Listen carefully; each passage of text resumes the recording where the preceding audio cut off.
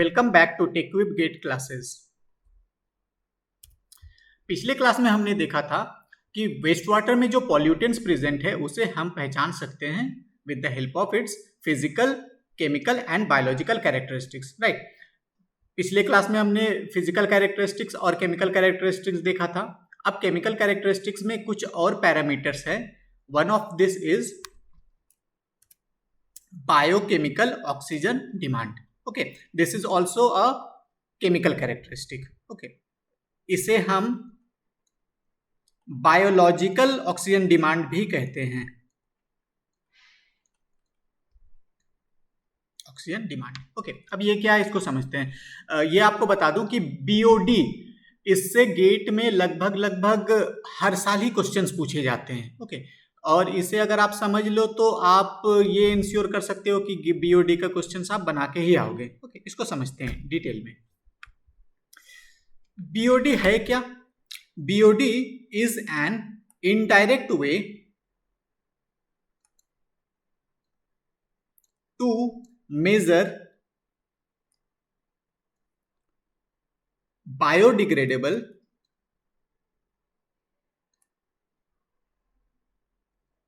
organic pollutant। Okay, मतलब इससे हम लोग बायोडिग्रेडेबल ऑर्गेनिक पॉल्यूटेंट को मेजर करते हैं इनडायरेक्ट वे में। तो क्वेश्चन ये अराइज करता है कि फिर हम डायरेक्टली क्यों नहीं मेजर कर लेते हैं ऑर्गेनिक मैटर को? इसको इनडायरेक्ट मेजर करने का क्या मतलब बनता है? ओके, इसको समझते हैं। बीओडी समझने के लिए हमें अगर अपना डाइजेस्टिव सिस्टम अगर समझ में आ गया ना तो बीओडी पूरी तरह से समझ जाओगे। ओके, इससे समझते हैं अपना डाइजेस्टिव सिस्टम को। आप में से जो लोग बाहर रहते हैं, आपको डेली मम्मी से बात होती होगी फोन पे, तो मम्मी क्या फोन पे पूछती है कि बेटा आज क्या खाया? ओके, तो मम्मी क्या पूछती है? बेटा आज क्या खाया। मम्मी ऐसा कभी थोड़ी पूछती है कि मम्मी ने फोन किया और कहा कि बेटा आज कितना खाया। ओके, तो ये कितना खाया भी पूछा जा सकता है, बट पहले ये जानना होता है कि क्या खाया। ओके, देन कितना खाया। ऐसा क्यों? ऐसा इसलिए कि मान लो कि आपने एक तरफ खिचड़ी खाई, मान लो 100 ग्राम खिचड़ी खाया किसी ने और किसी ने 100 ग्राम मटन खाया। ओके, अब ये दोनों क्या सेम है? सेम नहीं है। किस सेंस में सेम नहीं है? न्यूट्रिएंट्स वैल्यू के बेसिस में। और इसे जो डाइजेस्ट करना हो, मान लो 100 ग्राम खिचड़ी आप खाओगे तो 1 घंटे में वो डाइजेस्ट हो जाएगा, पर 100 ग्राम मटन खा लो तो उसे 3-4 घंटे में डाइजेस्ट होने में लगता है। ओके, तो क्या कितना खाया? आप कह दो सिर्फ कि 100 ग्राम खाना खाया हूं, तो it is not sufficient. It will not give you the exact picture of the food which you have eaten. Okay, तो ये हमें जानना होता है कि क्या खाया, देन कितना खाया। तो अगर आप मान लो डिफरेंट फूड है, खिचड़ी है, मटन है, राइट, इन दोनों को अगर मुझे कंपेयर करना हो तो हम कंपेयर कैसे कर सकते हैं? कंपेयर हम कुछ ऐसे कर सकते हैं कि मान लो 100 ग्राम खिचड़ी को डाइजेस्ट करने में आपको कुछ मेहनत करना, आपका पेट जो है उसे मेहनत करना होगा, राइट। तो मान लो इससे 100 ग्राम खिचड़ी को डाइजेस्ट करने में आपका पेट को वर्क करना पड़ रहा है, से फॉर एग्जाम्पल कुछ भी, जैसे 100 जूल। ओके, और 100 ग्राम मटन को डाइजेस्ट करने में आपके पेट को मेहनत करना पड़ रहा है, से फॉर एग्जांपल वर्क करना हो रहा है 500 जूल। Okay, 500 joule. तो अब देखो, अगर आप इस खाने को एनर्जी के टर्म्स में, एनर्जी जो कि आप वर्क कर रहे हो, आपका पेट वर्क कर रहे हो, उसके टर्म्स में अगर आप कन्वर्ट कर लो, तब आप डिफरेंट फूड को क्या कर सकते हो? कंपेयर कर सकते हो, राइट। तो अब it will give you a more realistic picture, right. Similarly हमारा ये जो ऑर्गेनिक मैटर है, यहाँ पे बड़ा ऑर्गेनिक मैटर है, इतने बड़ा नहीं होता, वेस्ट वाटर में छोटे छोटे ऑर्गेनिक मैटर होंगे, वो भी हमारा जो बैक्टीरिया है या माइक्रो ऑर्गेनिज्म है उसके लिए क्या है? वो खाना है, राइट। अब अगर वेस्ट वाटर में अगर मैं कह दूं कि 1 kg ऑर्गेनिक मैटर प्रेजेंट है, ठीक है, तो उससे आपको एग्जैक्ट पिक्चर नहीं मिलेगा। क्यों? क्योंकि जिस तरह से 1 kg खिचड़ी और 1 kg मटन दोनों सेम नहीं होता है, उसी तरह से सिर्फ वजन के बेसिस में ऑर्गेनिक मैटर को समझना will not give you a accurate picture of the pollutant present in waste water। तो ये क्या करें हम ऐसा करेंगे ना कि मान लो आपको पता है कि होता क्या है। मान लो आपका ऑर्गेनिक मैटर है, राइट, और ये ऑर्गेनिक मैटर प्लस आपका कुछ माइक्रो ऑर्गेनिजम्स होगा,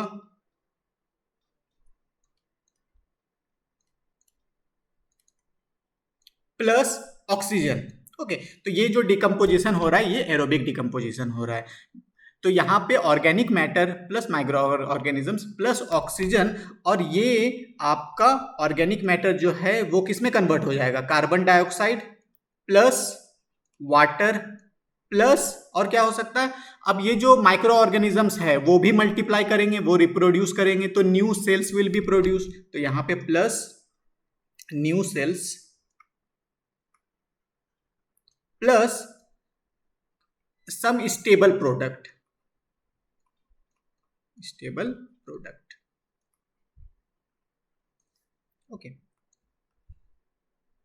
सम स्टेबल प्रोडक्ट। तो अब देखो यहां पे हो क्या रहा है कि जब आपका बायोडिग्रेडेबल ऑर्गेनिक मैटर डिकम्पोज हो रहा है तो उस डिकम्पोजिशन के दौरान ऑक्सीजन कंज्यूम हो रहा है, राइट। तो हम ऐसा कर सकते हैं कि जो ऑर्गेनिक मैटर है ना उसको ऑक्सीजन इक्विवेलेंट के बेसिस में कन्वर्ट कर देंगे, राइट। मतलब ये जो आपका मान लो ऑर्गेनिक मैटर है इसे हम लोग कन्वर्ट कर सकते हैं ऑक्सीजन इक्विवेलेंट,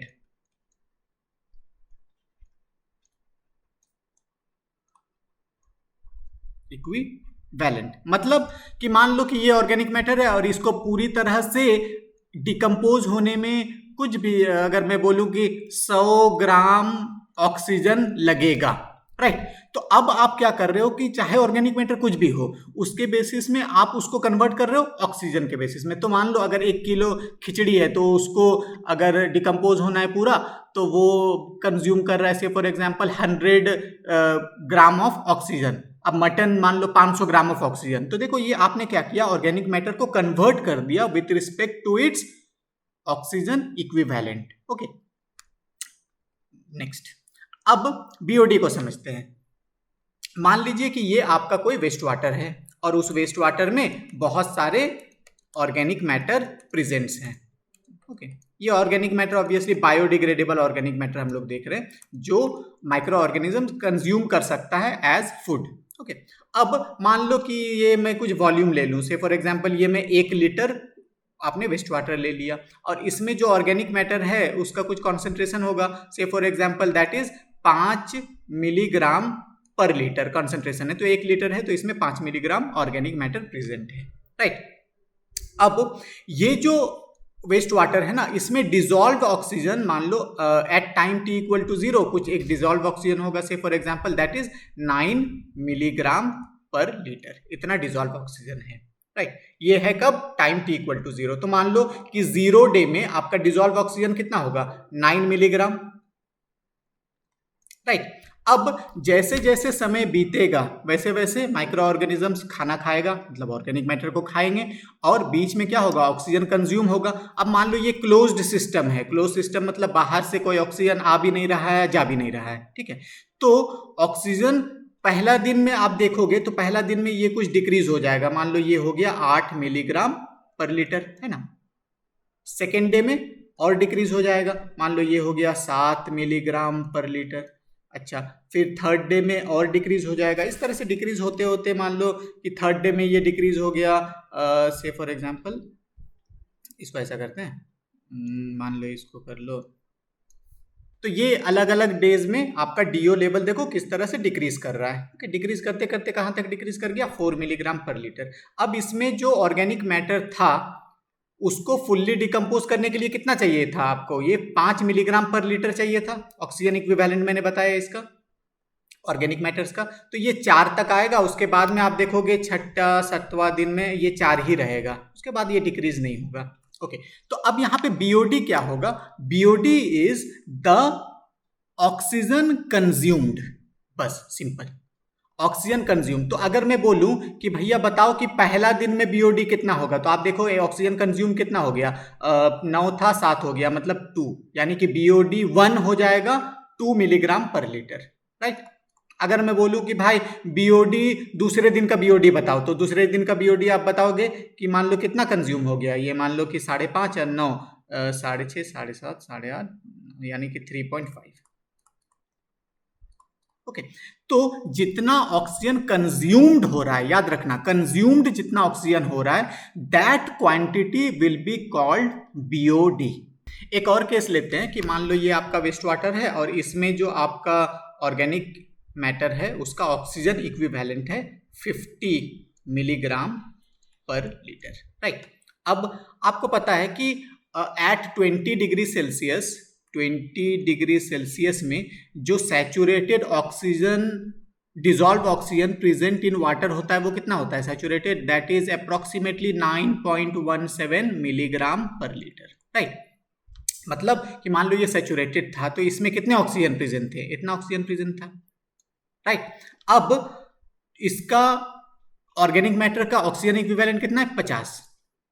तो आप देखोगे कि एट मान लो कि डे 0 ऑक्सीजन कितना है, मान लो 9.17 डिजॉल्व ऑक्सीजन प्रेजेंट। अब डे 1 में आप मान लो कि ये देखोगे कुछ है, मान लो 2, डे 2 में आप देखोगे 0, राइट। मतलब कि दूसरा दिन आने तक में जितने ऑक्सीजन थे सब खत्म। तो अब इस केस में अगर मुझे बीओडी निकालना हो, बीओडी क्या है, it is the indirect way by which you measure the organic matter. तो अब यहाँ पे अगर आप 2 दिन 3 दिन 4 दिन 5 दिन का अगर बीओडी निकालना हो तो वो डायरेक्ट नहीं निकाल सकते हो, क्यों, क्योंकि दूसरे दिन ही ऑक्सीजन तो खत्म। अब ऑक्सीजन खत्म तो इसके बाद तो ये 0 आता रहेगा। तो और ऐसा ही होगा, मान लो कि हमारा जो वेस्ट वाटर होगा, अलग अलग वेस्ट वाटर का जो ऑर्गेनिक है, जो कोई ज़्यादा पॉल्यूटेड होगा कोई कम पॉल्यूटेड होगा, तो ज़्यादा पॉल्यूटेड वेस्ट वाटर का बीओडी हम कैसे निकालेंगे। तो उस केस में हम क्या करते हैं ना कि उसको डाइल्यूट कर देते हैं। डाइल्यूट क्या करना है, मान लो एकदम बहुत आसान सा है कि मान लो हम क्या करें कि ये आपका 10 या 100 ml मैंने वेस्ट वाटर ले लिया और मान लो 900 ml, कुछ भी डाइल्यूशन आप कुछ भी कर सकते हो, 900 ml में, सॉरी ये ml होगा, और ये 900 ml, राइट। आपने क्या किया, इस तरह से एक सॉल्यूशन बना लिया, ओके। अब ये जो सॉल्यूशन आप बनाए हो, यहाँ पे मान लो कि ये जो आपका यहाँ पे ऑर्गेनिक जो प्रेजेंट था वो कितना था, से फॉर एग्जांपल वो था 50 मिलीग्राम पर लीटर, ओके। तो ये 50 मिलीग्राम पर लीटर था और जब ये वेस्ट वाटर का ऑक्सीजन इक्विवेलेंट है, राइट। अब जब आपने इसका सॉल्यूशन बना दिया तो सॉल्यूशन बनने के बाद में अब अगर मैं पूछूं कि इस सॉल्यूशन में ऑक्सीजन इक्विवेलेंट कितना है ऑर्गेनिक मैटर का, तो आप ऐसा बता सकते हो ना, आप क्या बोलोगे कि सर ऐसा है कि 50 मिलीग्राम था, कब, 1 लीटर में, 1 लीटर में, राइट। तो आपके पास में प्रेजेंट कितना था, 100 ml था, यानी कि 0.1 लीटर। 0.1 लीटर में कितना हो जाएगा, 5 मिलीग्राम, ओके। यानी कि 5 मिलीग्राम आपका ऑर्गेनिक मैटर इसमें प्रेजेंट था।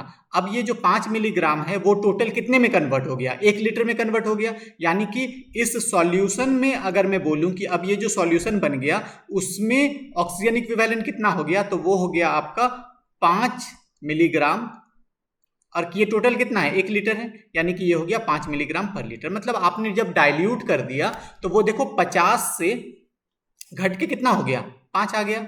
अब सिमिलरली आप इसका जो प्रोसेस था, सेम प्रोसेस में आप मान लो यहाँ पे टाइम और यहाँ पे डीओ, ठीक है। अब ये टाइम डे 1 डे 2 डे 3 कुछ भी आप यहाँ पे निकालो, मान लो कि डे 1 में डिजॉल्व ऑक्सीजन है 9.17 और डे 2 में है, ये घटेगा कुछ, मान लो कि 7 और फिर मान लो कि ये 5.5 इस तरह से।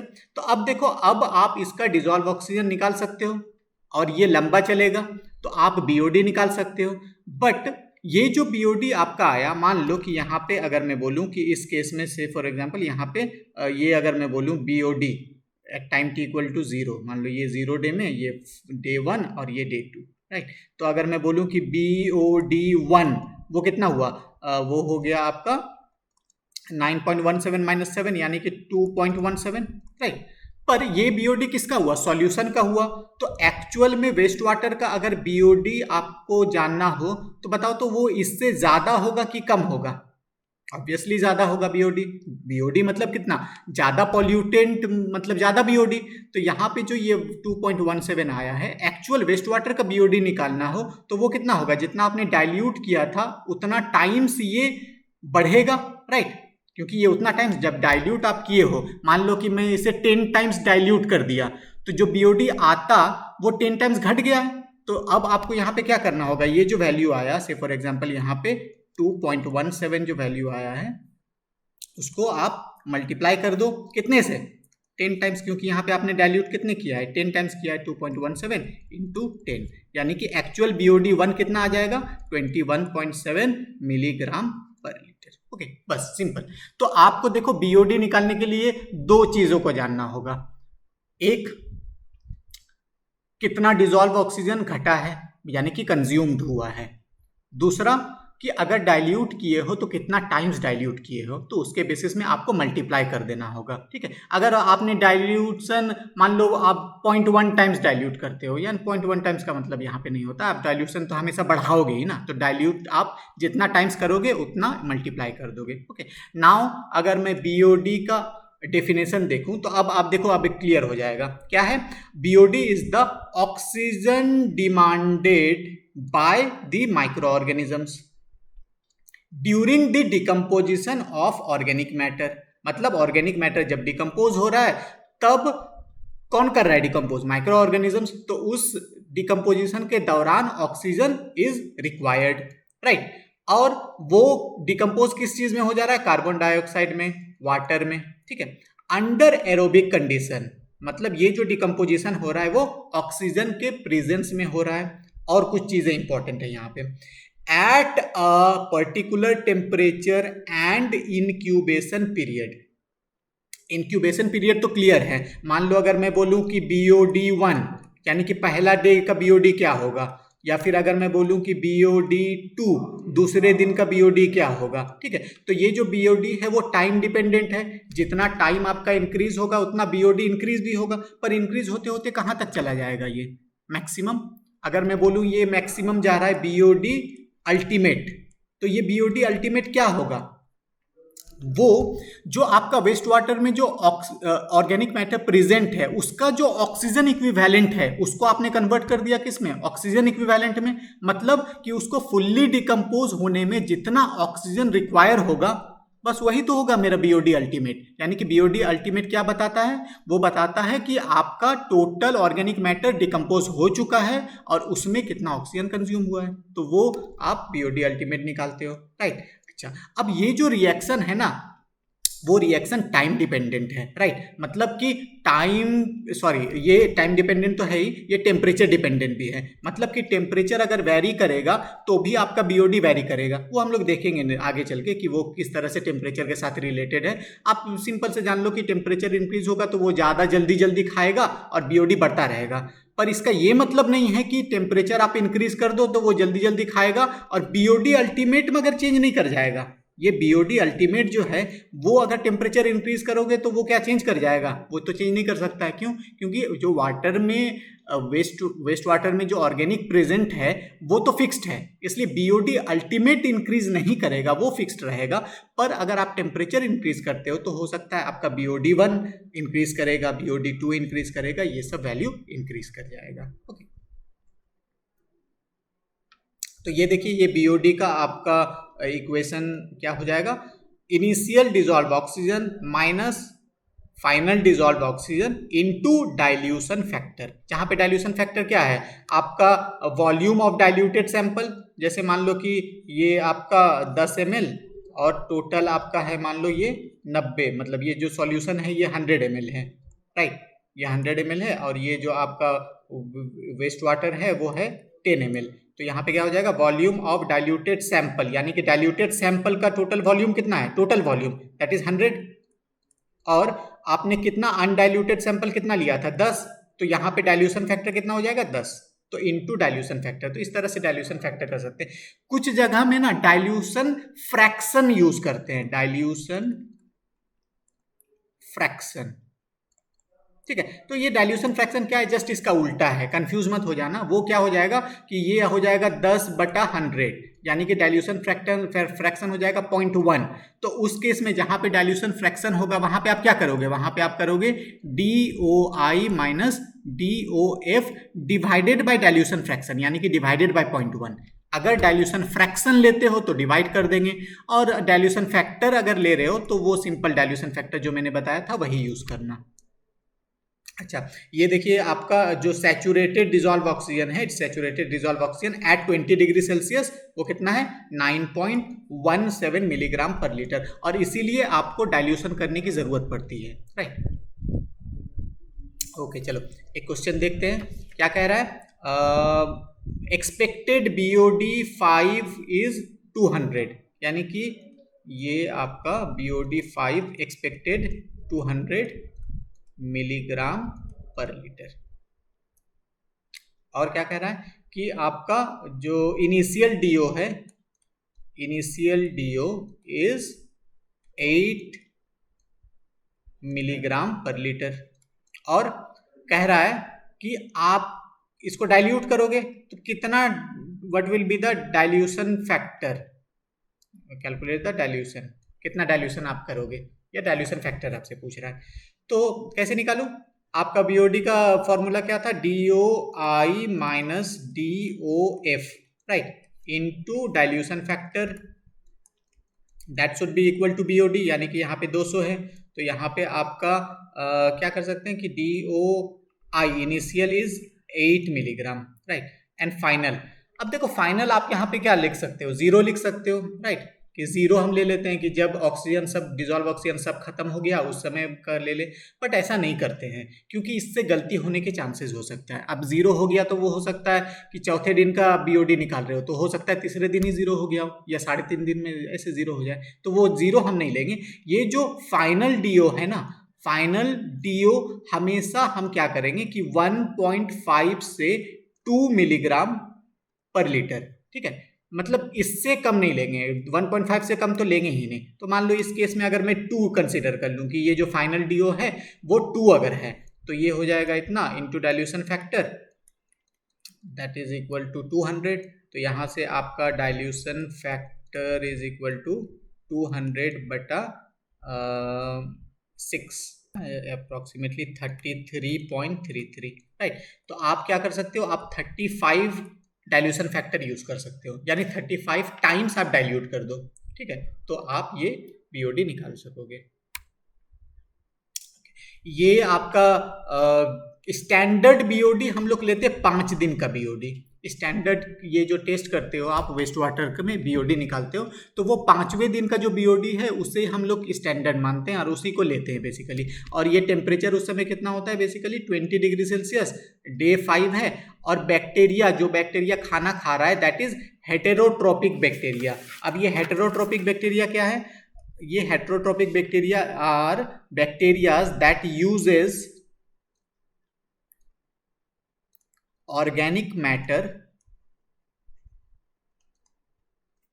as their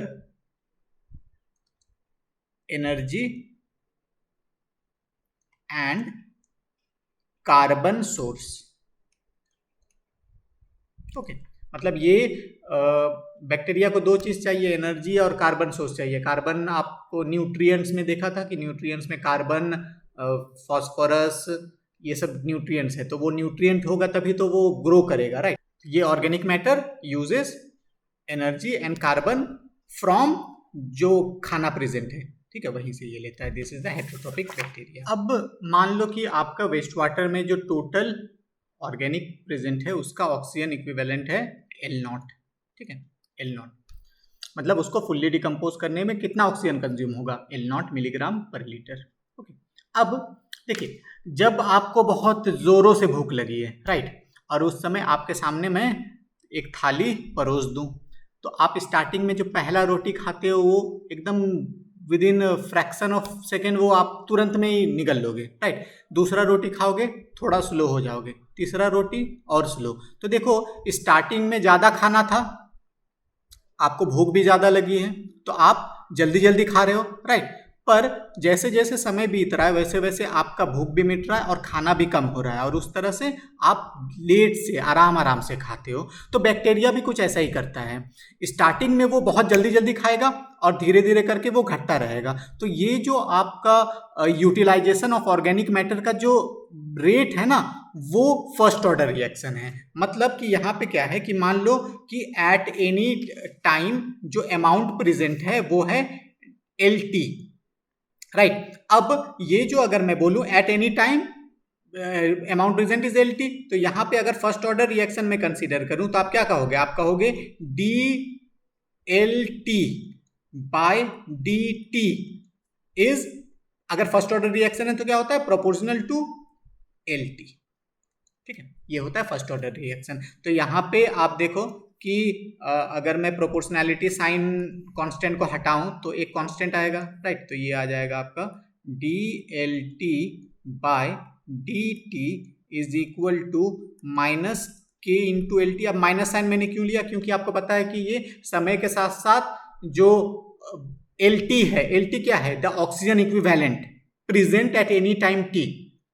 ठीक है, वो मान लो कि स्टार्टिंग में खाना, अब जो खाना है उसको आप कैसे रिप्रेजेंट करते हो, ऑक्सीजन इक्विवेलेंट से, और वो खाना धीरे धीरे घट रहा है तो ऑक्सीजन इक्विवेलेंट भी घटेगा, तो इसलिए वो जो DLT बाई DT है वो डिक्रीज हो रहा है, इसलिए मैंने माइनस साइन यूज कर लिया उसको पॉजिटिव बनाने के लिए। तो this will be the equation. अब अगर मैं इसको सेपरेट करूं DLT बाय LT और यहाँ पे मैं माइनस K DT, राइट। अब इसको अगर मैं बोथ साइड इंटीग्रेट कर दूं, इंटीग्रेट कहां से करूं, L कहां से वेरी कर रहा था, L0 से लेकर के at any time T LT है और टाइम 0 से लेकर के T तक। तो यहाँ पे आपका क्या आएगा, ये आ जाएगा ln, ओके, ln मतलब log to the base e, ln of LT by L0, right. मतलब ये माइनस है तो माइनस में लॉग में क्या होता है, वो डिवाइड हो जाता है, ये is equal to minus KT, fine. और इसको ही अगर आप ऐसा लिख सकते हो कि LT by L0 is equal to e to the power minus KT, और इससे आया क्या, LT is equal to L0 e to the power minus KT। मतलब कि कितना खाना बचा हुआ है एट एनी टाइम T, इतना बचा हुआ है, इतना खाना बचा हुआ है। तो स्टार्टिंग में खाना कितना था, L0, अभी कितना है, इतना, इतना, राइट। स्टार्टिंग में L0, अभी कितना है, इतना। कितना कंज्यूम हुआ, दोनों का जो डिफरेंस है, और जितना कंज्यूम हुआ है क्या वही BOD है, यस। तो BOD में क्या लिखूं यहाँ पे, BOD इज, अगर मैं लिखूं BOD at any after any time T days में लेते हैं बेसिकली, वो हो जाएगा equal to L0 minus LT and this will come out to be L0 into 1 minus e to the power minus KT, right. ये हो जाएगा आपका BOD at any time T या after time T। This will be the equation, ये equation। अब यहाँ पे मतलब एक बार समझ लेते हैं कि क्या डिनोट कर रहा है। ये जो L0 था LT था, दोनों क्लियर है। K क्या है, K is the reaction constant, right. ये इसको डे इनवर्स में, मतलब K का यूनिट क्या होगा, डे इनवर्स, और इसे हम लोग डीऑक्सीजनेशन कांस्टेंट भी कहते हैं, मतलब ऑक्सीजन घट रहा है, डीऑक्सीजनेशन, ठीक है। और जो टाइम T है वो आप डेज में लोगे, याद रखना वो डेज में ही लेंगे। और ये जो आपका फॉर्मूला है वो formula is this will be the formula which we will be using, okay. एक और भी इक्वेशन है जिससे रिलेटेड भी क्वेश्चंस आ जाते हैं, तो वो थोड़ा सा उसमें मॉडिफिकेशन है, उसे भी देख लेते हैं। क्या है कि मेरा इक्वेशन क्या था, DLT by DT is equal to minus KLT, right. अब इसी को आपने बोथ साइड इंटीग्रेट किया, तो इंटीग्रेट करने के बाद में क्या आया था, ln of LT by L0 is equal to minus KT, ठीक है, ये आया था। अब देखो कि यहाँ पे ln है, मतलब टू द बेस e है, तो अगर मैं इसे टू द बेस 10 में कन्वर्ट करूँ तो टू द बेस 10 में कन्वर्ट करने में क्या है, आ जाता है 2.303, और फिर ये हो जाएगा log टू द बेस 10 और LT/L0 is equal to -KT, right. Just मैंने सिंपल मैथमेटिक्स है, टू द बेस ही था तो मैंने टू द बेस 10 में कन्वर्ट किया। अब यहाँ पे ये हो जाएगा log to the base 10 LT/L0 is equal to -K/2.303 into t. Okay, अब देखो ये जो K/2.303 है ना, उसको एक टर्म से मैं डिनोट करूं कि उसको कई बार लिख देते हैं क्या, इसको लिख देते हैं KD, मतलब कि ये रेट कांस्टेंट कब यूज होगा, जब टू द बेस 10 आप लोगे तब, ठीक है। तो यहाँ पे आप ये हो जाएगा, और ये KD इज इक्वल टू क्या लिख सकते हो, 0.434K, राइट। 1/, था तो इसको मैं डेसिमल में ऐसे लिख दूंगा।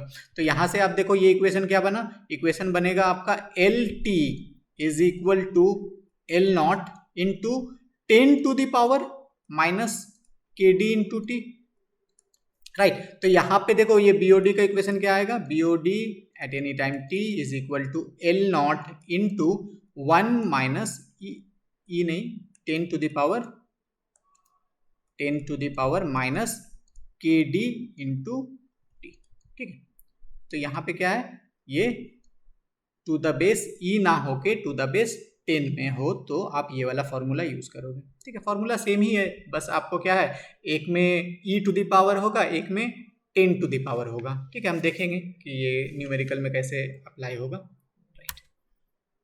चलिए, तो अगर हम समझें कि at time t equal to 0 total oxygen equivalent कितना था, L0 था, और वो डिक्रीज कर रहा है, तो वो डिक्रीज कर रहा है। मान लो कि ये टोटल फूड, टोटल खाना इतना प्रेजेंट था, और ये डिक्रीज करता करता करता करता करता करता करता करता जाएगा, और मान लो कि ये कुछ ऐसे होकर के पैरेलल चला जाएगा, ठीक है, राइट।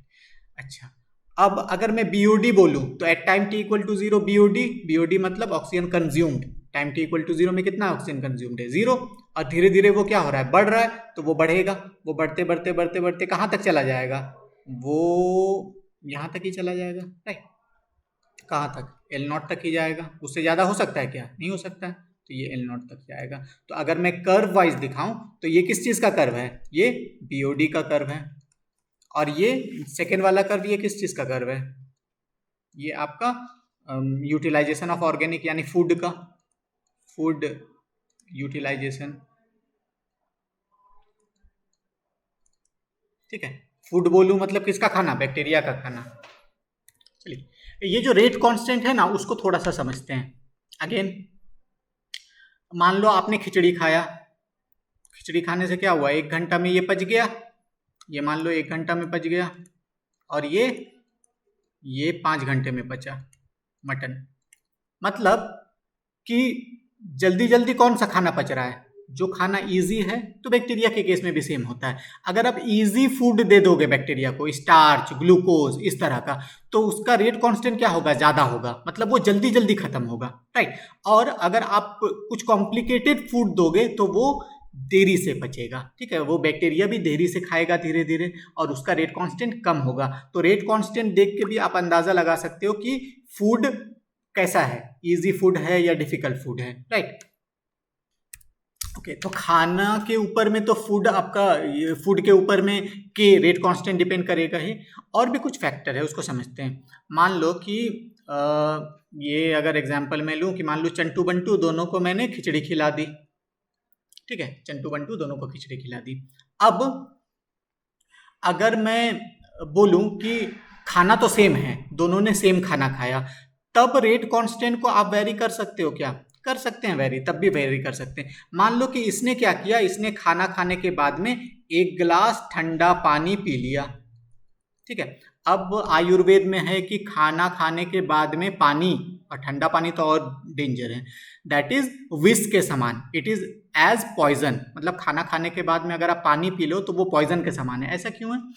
ऐसा इसलिए है कि जब हम खाना खाते हैं ना तो पेट में कुछ जूसेस निकलता है और पेट में एक पर्टिकुलर टेम्परेचर मेंटेन रहता है। तो आप ठंडा पानी अगर पी लेते हो तो वो टेम्परेचर क्या होगा, डिक्रीज हो जाता है। तो टेम्परेचर अगर डिक्रीज हो जाए तो आपका डाइजेशन लेट से होगा, राइट। तो आप ये समझ गए कि कहीं ना कहीं ये जो रेट कांस्टेंट है ये टेम्परेचर के ऊपर भी डिपेंडेंट है। अगर आप टेम्परेचर इंक्रीज कर दोगे तो बैक्टीरिया भी सेम करता है, वो जल्दी जल्दी जल्दी जल्दी खाएगा, मतलब आपका रेट कांस्टेंट इंक्रीज हो जाएगा। और टेम्परेचर डिक्रीज करने पे वो लेट से डाइजेस्ट होगा या लेट से बैक्टीरिया खाना खा पाएगा, राइट।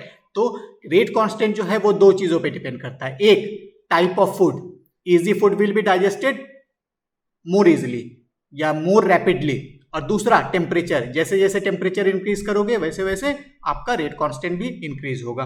तो अगर मैं बोलूं कि what is the relationship between rate constant at any time t and temperature, तो वो होता है K at any time t is equal to K at 20, क्योंकि 20 डिग्री सेल्सियस आपने आगे भी देखा था BOD 5 के टाइम में, उसको स्टैंडर्ड लेते हैं कहीं ना कहीं, इनटू थीटा जो कि एक कांस्टेंट होगा, to the power t minus 20, ठीक है।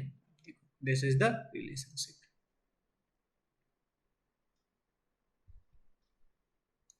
राइट। और ये जो थीटा है उस थीटा का वैल्यू वैसे तो न्यूमेरिकल्स में आपको दिया हुआ होगा, बट ये थीटा का अगर कुछ ना दिया हो तो आप ले सकते हो 1.047, राइट, 1.047। ये देखिए आपका, मान लो ये फूड है, फूड के ऊपर में माइक्रो ऑर्गेनिजम्स है, उसको बड़ा करके मैंने दिखाया है। बस आपको क्या करना है, टेम्परेचर इंक्रीज कर देना है, तो वो खाना जल्दी जल्दी खा। So the rate constant depends upon nature of the Organics and temperature, ठीक है। ये जो रेट कांस्टेंट है ये क्या बताता है, it determines the speed of the BOD reaction, ठीक है। और this rate constant does not influence the ultimate BOD, ultimate BOD पे इसका कोई इफेक्ट नहीं रहेगा, राइट। और ये जो है रेट कांस्टेंट, इसका जनरली ये जो वैल्यू देखा गया है ये 0.1 से 0.5, ठीक है, डे इनवर्स, ठीक है, इस रेंज में बेसिकली इसका वैल्यू होता है, राइट। और एट एनी टेम्परेचर T अगर रेट कांस्टेंट आपको निकालना हो तो आप ये फॉर्मूला यूज करोगे, इसको कहते हैं van Hoff Arrhenius model, okay. अच्छा, अब मान लो अगर y एक्सिस में BOD और x एक्सिस में अगर टाइम मैं प्लॉट करूं, और मान लो कि कोई एक पर्टिकुलर ऑर्गेनिक है, ठीक है, same food remains the same, तो उस केस में अगर मैं बोलूं कि मान लो कि ये इस तरह से करके ऐसे ये कांस्टेंट वैल्यू चला गया, ठीक है, और इसका रेट कांस्टेंट है अगर मान लो K1, और ये अगर मैं बोलूं ऐसे करके ये ऐसे रीच कर गया, ठीक है, इसका K2, दिस इज K2, और अगर मान लो कि ये K3, राइट। तो आप देखो कि टेम्परेचर इंक्रीज करने से क्या हुआ कि जल्दी फूड यूटिलाइज्ड हो गया, तो इस केस में आप क्या कहोगे कि K3 greater than K2 greater than K1, right. मतलब K3 का टेम्परेचर ज्यादा है, जब टेम्परेचर ज्यादा रखोगे तो उस समय जो रेट कांस्टेंट है वो है K3, okay. Thank you very much.